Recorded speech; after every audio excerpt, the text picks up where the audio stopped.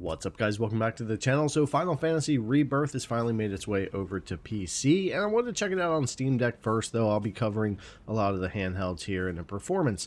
I was honestly expecting more out of this, considering how much hype there was about the performance of this port and being Steam Deck verified, and they've really been pushing the marketing there, but it's kind of rough, actually, when it comes down to it. But let's get in and take a look at performance for Final Fantasy Rebirth here on the Steam Deck. Now, it does have that HDR issue where HDR doesn't want to turn off no matter what, kind of like Ghost of Tsushima had. So we do need to use a command prompt to turn that off if you don't want to play in HDR. We're going to go to our gear icon, into our properties, into general and launch options.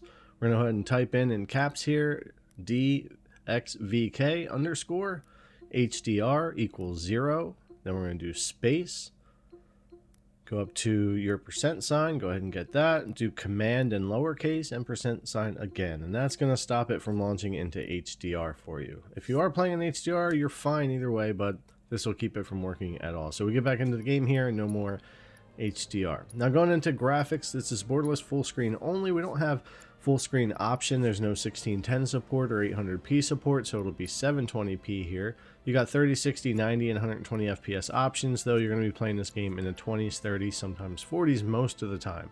VSync or VRR, lower medium presets, but you can individually adjust things from there.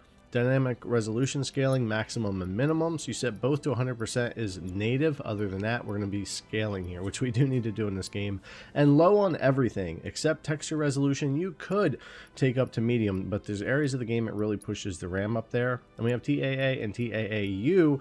TAAU is a bit clearer and you only lose a couple of FPS. I think it's worth having on there. But let's get in and take a look at the game. Low 800p or 720p, dynamic low 50%, 4 gigabytes of VRAM.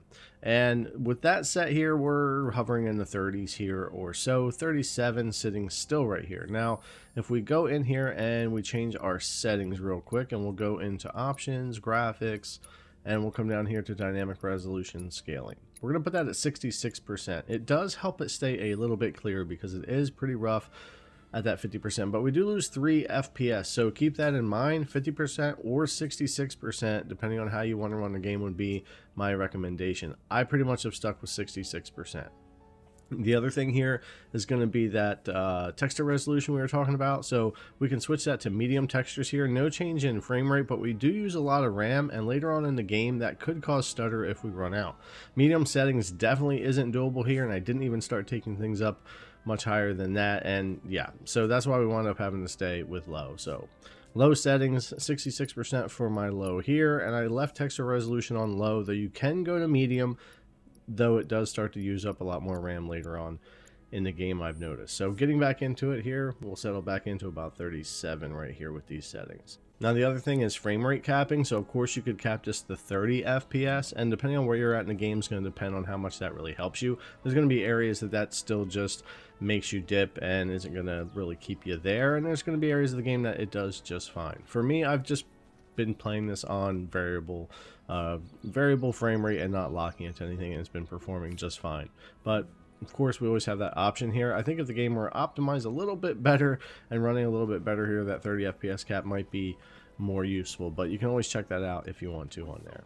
Now, just running around into game performance, when you're in like little town areas or the cities, you really do take a hit, and there's a lot of dips that happen, sometimes even down into the teens, while most of the time you're running around in the 20s. You might get up in the 30s when you sit still. This is just like the first smaller town. We'll also take a look at some other stuff too, but yeah, it can really get rough. Now, of course, like I said, there's areas of the game that will run just fine and smooth here, and the CPU's not getting hit too hard. We're maxing the GPU, and it's pretty great, and that's what we want to see. But there's a lot of areas of the game where the CPU is just really not quite keeping up, and you get these stutters or lower frame rates or big dips, like in these bigger cities or towns here. And that's what tends to start to happen here, where things can't really keep up. And no matter what I've tried with the settings, I haven't really been able to get around that yet. So hopefully either mods or some patches to the game and things like that, maybe it can get a little bit more stable in these areas.